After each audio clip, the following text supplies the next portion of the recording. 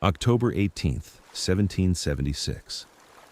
Before sunrise, more than 200 boats begin moving toward the shoreline northeast of New York City.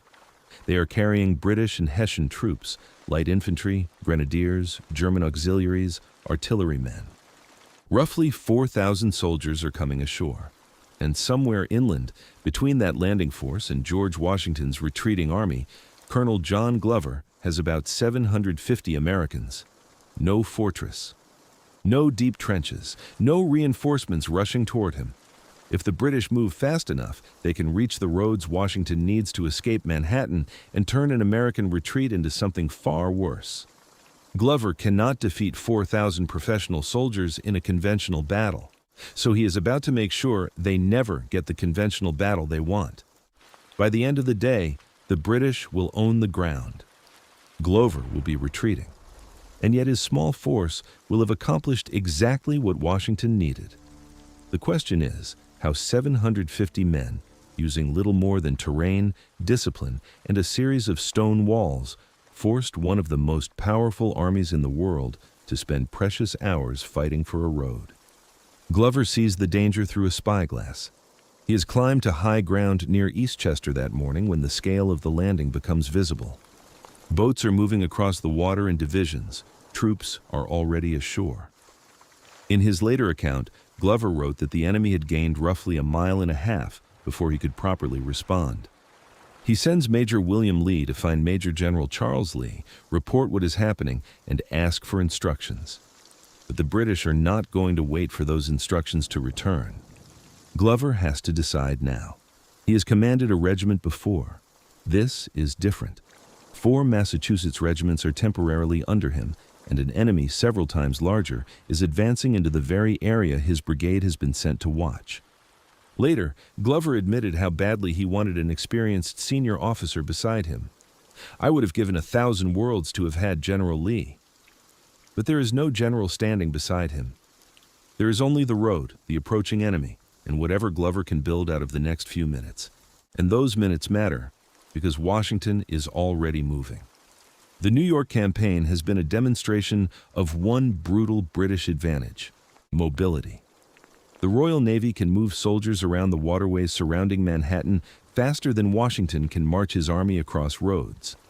In August, the British had smashed the Americans on Long Island and nearly trapped them against the East River. Washington escaped only through a nighttime evacuation. Glover's Marblehead Regiment, the 14th Continental, filled with men from a Massachusetts seafaring community, had helped move thousands of soldiers across that river before morning exposed them. 6 weeks later, the same basic danger has returned. The British do not necessarily have to destroy Washington in a frontal battle. They can sail around him, land behind him, seize his routes north, and force him to fight while partly trapped. William Howe had already tried something similar on October 12th. About 4,000 troops landed at Throg's Neck, intending to move inland. But what looked simple on a map became awkward on the ground. Marshes and a narrow crossing restricted the approach, and a tiny American force delayed the advance long enough for additional defenders to appear. Howe did not force the route. Instead, he shifted the operation several miles north. On the morning of October 18th, the British and Hessians landed again, this time at Pell's Point. The route ahead looked more promising. Light infantry and grenadiers could move inland along Shore Road and then Split Rock Road, while Cornwallis led part of the force on a wider movement toward the American flank. At the same time, Washington's main army was beginning the vulnerable movement away from northern Manhattan toward White Plains. That is the strategic problem Glover has to solve. He is not defending a capital. He is not holding a fortress. Washington has ordered him never to abandon. His real objective is much stranger. He needs to make the British spend time. Every hour Howe loses here is an hour in which American wagons, artillery, infantry, ammunition, and supplies can continue moving north. Every hour Glover gains matters more than another field held at sunset. But a delaying action contains a dangerous contradiction. To delay a stronger enemy, you have to stand close enough to make him fight. If you stay too long, he surrounds you. If you retreat too quickly, you have delayed nothing. Glover therefore needs positions strong enough to hurt the British, but disposable enough to abandon. The countryside gives him exactly that. Split Rock Road does not run across a clean, open battlefield where thousands of troops can deploy side by side. The route passes through uneven ground, broken by farms, rises, vegetation, marshy areas, and stone fences. Those walls were not military fortifications. They were ordinary features of the agricultural landscape.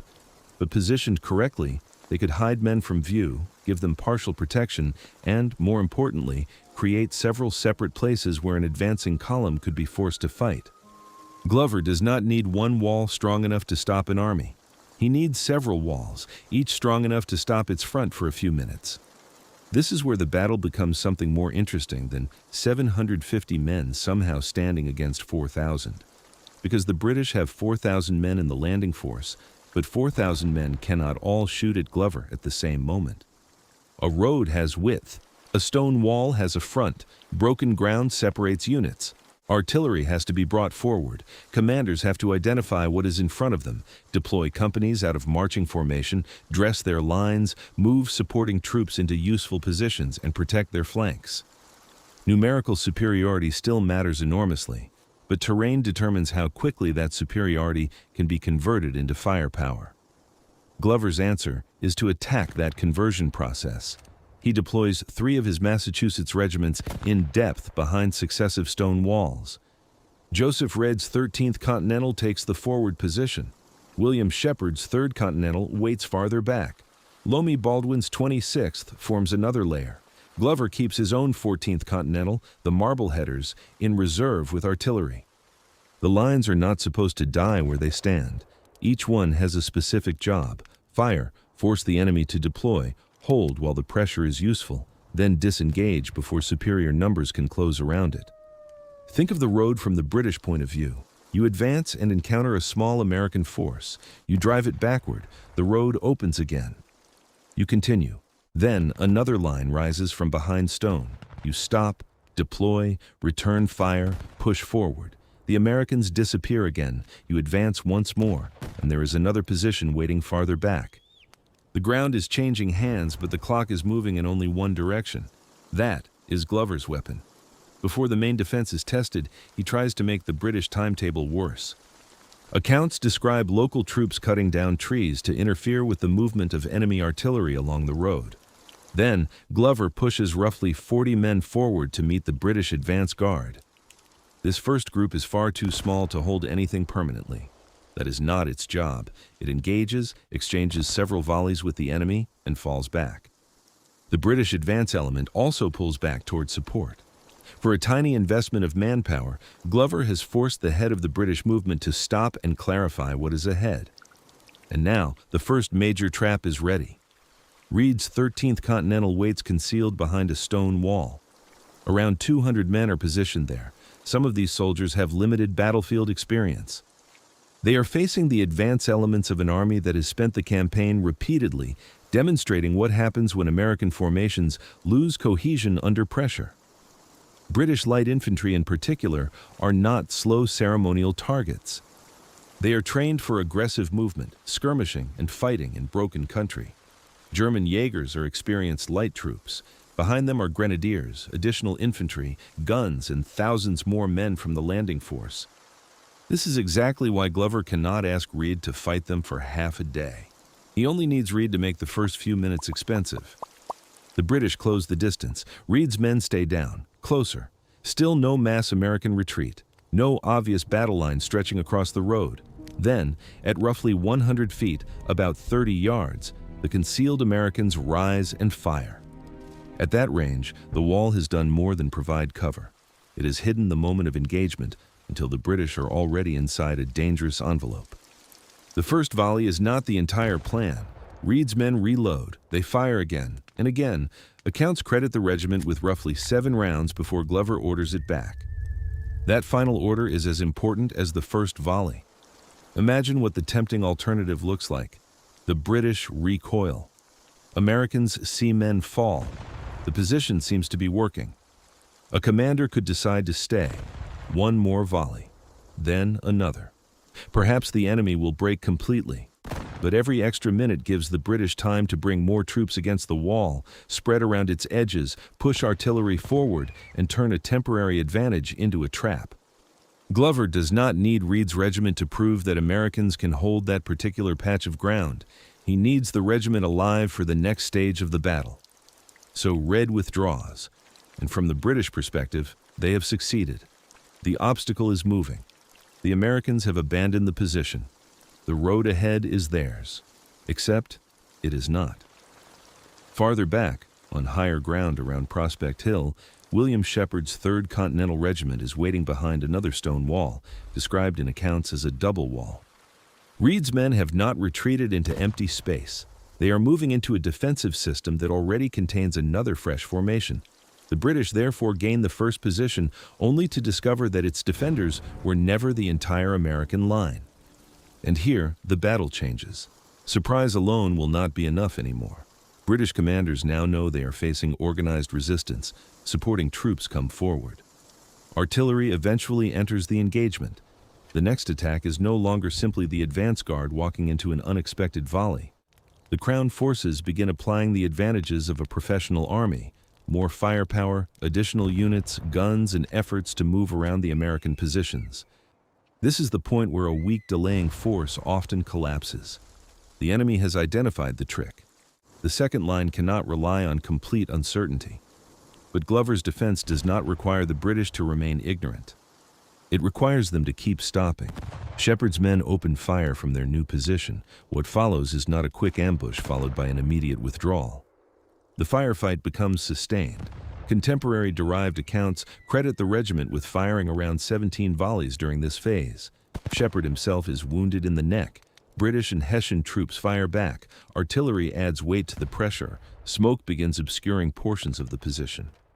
For nearly an hour, this second stage holds the enemy in another fight. 17 volleys are important not because 17 is a magical number, but because they show what the second wall has accomplished. The first position forced the British to discover the defense. The second forces them to spend time breaking it. For Washington, those are different problems producing the same valuable result. Miles away, the Continental Army is not watching Glover's stone walls. Men are marching north. Wagons are moving. Units that cannot simply disappear from Manhattan in an instant are trying to reach safer positions in Westchester County. Washington's army has already learned at Brooklyn what can happen when Howe finds an open flank. There, a British turning movement through Jamaica Pass helped produce a devastating American defeat. Now, Howe is once again using water and maneuver to threaten an army that cannot match British mobility. Glover cannot erase that strategic weakness. What he can do is interrupt its timing. And timing is the entire battle. The British landing force may number roughly 4,000, but Glover's geometry means that the full mass cannot simply materialize in front of one stone wall. The men at the head of the movement fight first. Supporting troops come up. Guns need usable approaches. Units trying to outflank the position need space and time to travel around terrain instead of directly through it. Every time the Americans withdraw before being fixed in place, the Crown force has to convert forward movement into another new engagement. This is why saying 750 against 4,000 can be misleading if we imagine two rectangular blocks colliding in an open field. Glover's achievement was precisely that he prevented the battle from taking that form. He is taking one large British advantage and dividing it into smaller tactical problems. But he cannot divide it forever. As the fighting develops, British and Hessian commanders begin finding the weakness in the system. Stone walls are powerful only while the enemy must approach them from the direction Glover expects. Once troops can move around the American left, every wall risks becoming a pocket. A regiment that remains too long could discover that the road behind it is no longer open. And British commanders are already working on exactly that. Cornwallis is leading troops on a wider flanking movement. The terrain that has slowed direct assaults also means the turning force takes time to reach useful ground, but it keeps moving. Around midday, according to the National Park Service account, Cornwallis completes that movement against the American left. Now the battle contains two completely different threats. In front, pressure from British and Hessian troops. To the side, possible envelopment. Glover's clock has changed. Until now, each extra minute has mostly benefited him. Soon, an extra minute could destroy him. Behind Shepard's hard-pressed position is Lomi Baldwin's 26th Continental Regiment. Baldwin adds another human detail to the mechanics of the defense. He had reportedly been sick, but rose from bed in time to join his men as they moved into action. His regiment represents Glover's next prepared lair.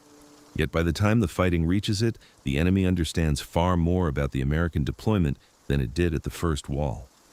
The Crown forces have also gained room. Baldwin's men fire, but their engagement is far shorter.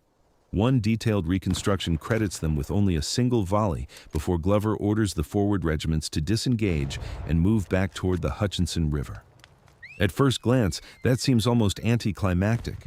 The first position fired repeatedly, the second fought for close to an hour, the third barely fires before retreat begins. But this is actually the moment that explains why Glover's plan works.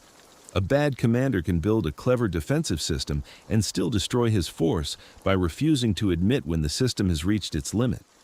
Glover does not confuse delaying the enemy with stopping the enemy forever. He has watched the flank. He knows the British numerical superiority is now beginning to express itself in the one form the stone walls cannot neutralize: envelopment. So he gives up the battlefield. Reed's men withdraw, Shepard's men withdraw, Baldwin's men withdraw. They move toward the Hutchinson River and the reserve position where Glover's Marbleheaders and guns can help cover the final disengagement.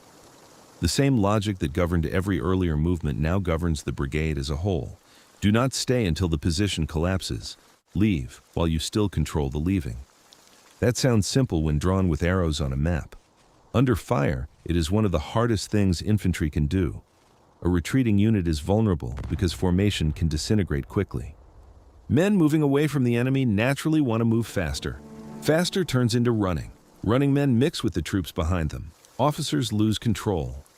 A prepared second line suddenly finds frightened soldiers pouring through its position. The enemy sees disorder, presses forward, and a deliberate withdrawal becomes a rout. Glover's entire mechanism depends on avoiding that chain reaction. Each regiment must trust that another position exists behind it. Each rearward regiment must remain steady while the one in front comes back. The soldiers cannot interpret withdrawal as defeat because withdrawal is the plan.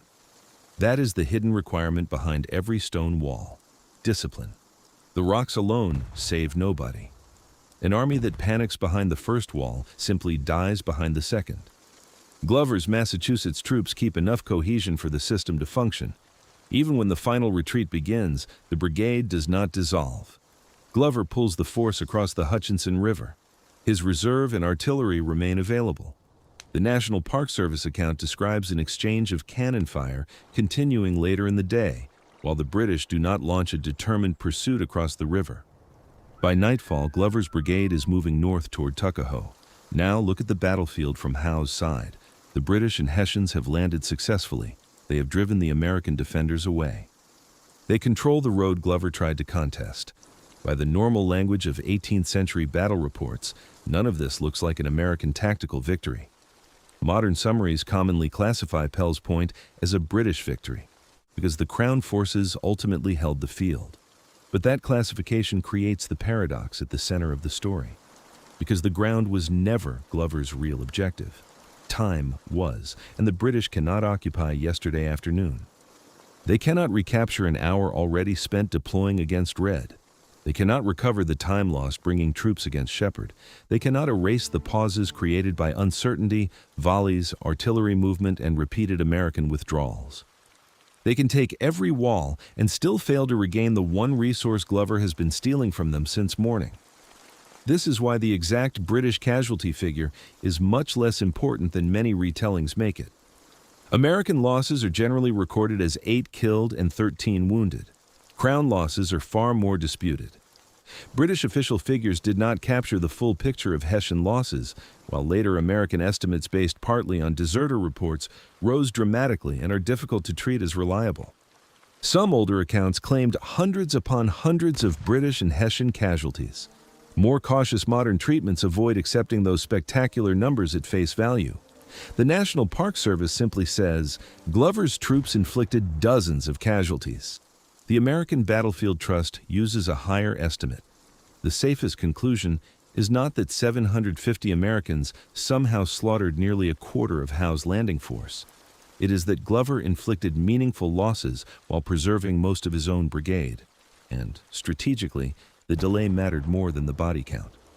That distinction matters because exaggerating the casualties actually makes the tactic less interesting. If the story were simply that Americans hid behind rocks and killed an unbelievable number of British soldiers, then Pell's Point would be an unusually successful ambush.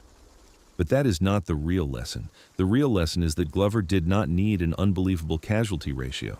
He needed the British to behave like a competent army.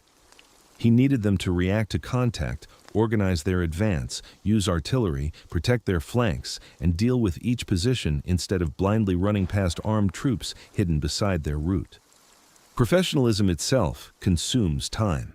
A disciplined army does not normally see a concealed enemy line fire at close range and then continue marching as though nothing happened. Officers have to respond. Supporting formations move. Threats are investigated. Guns come up. Flanking routes are explored. Glover turned those necessary reactions into delay. That is why the British should not be portrayed as fools in this battle. Howe's army had already defeated Washington repeatedly. Its light infantry was dangerous. Its grenadiers were experienced assault troops. Hessian units brought professional European soldiers into the fight. Cornwallis recognized the limitation of continuing directly against prepared positions and moved toward Glover's flank, the correct way to make the Stonewall defense untenable. And when that maneuver became dangerous enough, Glover withdrew. Both sides were solving the battlefield in real time. The difference was that their missions were not the same. The British needed forward movement. Glover needed interruption. That asymmetry allowed him to lose ground and still accomplish more of his objective than the enemy accomplished of theirs. And while this small fight is unfolding, Washington's larger problem remains very real. His army has not suddenly become safe. White Plains will not end the campaign. 10 days after Pell's Point, American and British forces will fight there, and Washington will again be forced away from part of his position.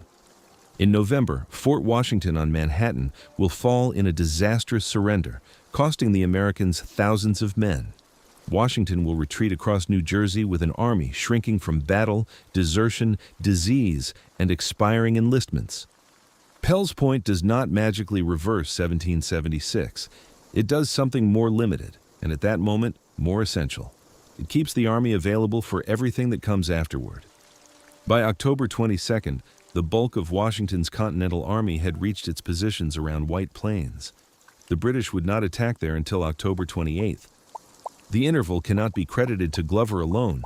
The wider British movements, terrain, command decisions, and the earlier delay at Throg's Neck all contributed.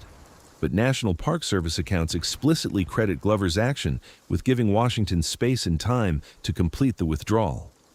The brigade's performance was important enough that Charles Lee publicly thanked the troops for their orderly conduct, and Washington added his own recognition shortly afterward. There is a reason those commanders emphasized order. Courage is obvious in battle. Order is easier to overlook. Yet at Pell's Point, order is the mechanism. Reed does not have to annihilate the British advance. He has to fire and leave on command. Shepard does not have to die on Prospect Hill. He has to hold while holding remains useful. Baldwin does not have to turn one wall into a last stand. He has to provide another obstacle and withdraw before the flank closes. Glover's Marbleheaders do not need a dramatic bayonet charge to become important. By remaining in reserve, they give the forward regiment somewhere safe to fall back toward. The success is not located in one heroic moment. It is located in the connections between moments. Fire, disengage, move, reset, make the enemy deploy again. That cycle is what transforms ordinary stone fences into a defensive system. And now, the original numbers make more sense. 750 against 4,000 sounds impossible if the goal is to destroy the larger force. It becomes less impossible if the goal is to slow it, and it becomes tactically intelligible once Glover prevents those 4,000 from applying their full strength at the same time. The British landing force has more men. Glover has more prepared positions than the British have immediate information about. The British have artillery. Glover uses obstacles and terrain to delay when that artillery becomes useful. The British can extend around his flank. Glover does not wait for the flank to close. The British can take every position. Glover only asks each position to purchase a piece of the day. This is defense in depth reduced to its simplest logic. Never demand that one line do the entire job. The stone walls mattered because they gave concealment, cover, and identifiable places to make a stand. But walls do not decide when to fire. They do not recognize a flanking maneuver. They do not order a regiment backward before courage becomes suicide. Those decisions belong to Glover. And what makes them more impressive is that he was not calmly executing some famous doctrine he had spent his career teaching at a military academy. He was a Massachusetts merchant and militia officer whose own regiment was famous as much for maritime skill as battlefield maneuver. Just weeks earlier, his men had been pulling oars during Washington's escape from Brooklyn.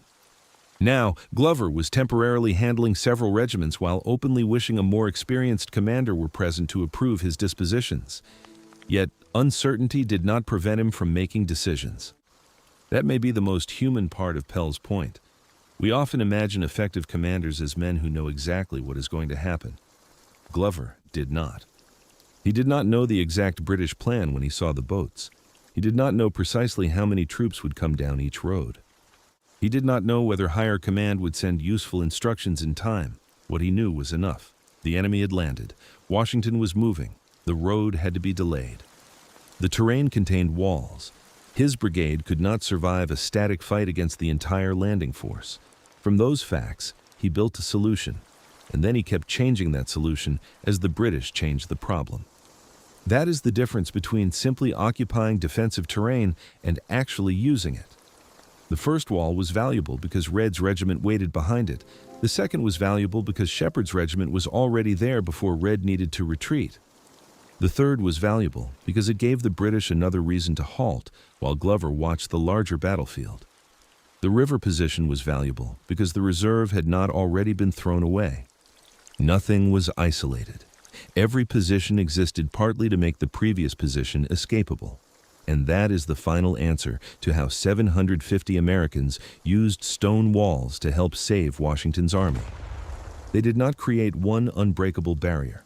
They created a sequence of barriers designed to be broken. The British were allowed to take the first line because another waited behind it.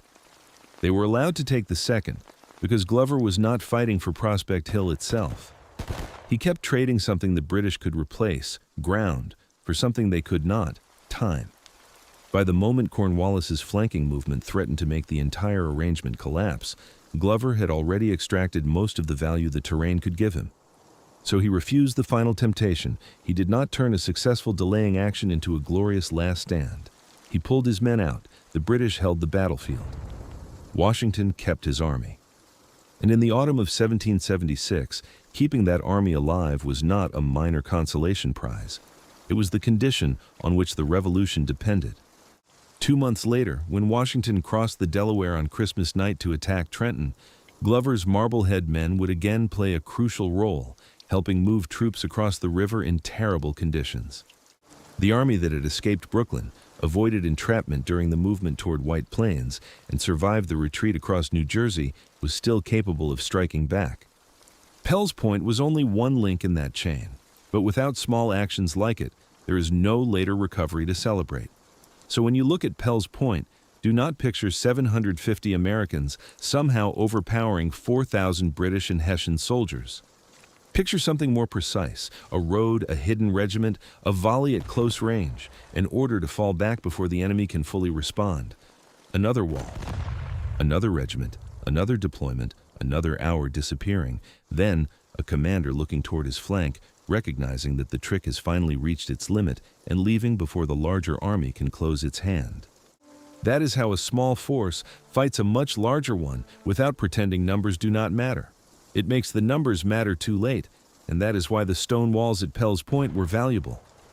Not because stone was stronger than the British army, but because John Glover understood what those walls could buy, and exactly when to stop paying for time with American lives. If you enjoy military history where the outcome is explained through the decisions and tactics that actually made it possible, subscribe for more stories from the American Revolution. And tell us in the comments, what mattered more at Pell's Point, the terrain that gave Glover his stonewall positions, or the discipline to abandon each position before the British could turn it into a trap?